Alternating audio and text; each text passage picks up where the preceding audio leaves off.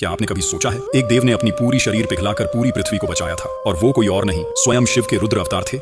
सतयुग के अंतिम चरण में पृथ्वी पर ऐसा विनाशकारी संकट आया कि जल का अस्तित्व ही मिट गया। घबराए हुए देवता ऋषि और लोकपाल कैलाश पहुंचे और शिवजी से सहायता मांगी। प्रभु, जल बिना सृष्टि नहीं बचेगी। शिवजी ने तुरंत अपने 11 रुद्रों को बुलाया और पूछा, क्या कोई इस संसार को फिर से जल प्रदान कर सकता है? 10 रुद्रों ने सिर झुका लिया, क्योंकि यह कार्य असंभव जैसा था। इसके लिए स्वयं को पूर्ण रूप से बलिदान करना पड़ता। तभी 11वें रुद्र, जिन्हें हर कहा जाता था, शांत लेकिन दृढ़ स्वर में बोले, मेरा जल तत्व मेरे करतल में वास करता है। मैं पूरे ब्रह्मांड को पुनः जल दे सकता हूँ, पर इसके लिए मुझे अपना शरीर गलाना होगा। यह सुनकर देवताओं में स्तब्धता छा गई। ऐसा तपोबल और त्याग पहले कभी नहीं देखा गया था। शिवजी ने हर को वरदान देते हुए कहा, हे रुद्र, तुम्हारा शरीर भले ही गल जाएगा, पर तुम नष्ट नहीं होगे। तुम्हें नया शरीर, नया रूप और नया नाम मिलेगा। मैं स्वयं तुम्हारे भीतर पूर्ण रूप से निवास करूंगा, ताकि तुम सृष्टि के कल्याण का कारण बनो। फिर हर ने अपना शरीर त्याग दिया, और उसी त्याग से नदियां पुनः बहने लगी, समुद्र भर गए और जीवन फिर से धरती पर लौट आया। और इसी दिव्य जल से जन्म हुआ एक अद्भुत बालक का, तेजस्वी, महाबली, शिवांश, बजरंगबली हनुमान। यह घटना सतयुग के चौथे चरण युग संधिकाल में हुई मानी जाती है। जन्म के बाद शिवजी ने ही उन्हें वह मंत्र दिया जो आगे चलकर उनकी शक्ति का मूल बना,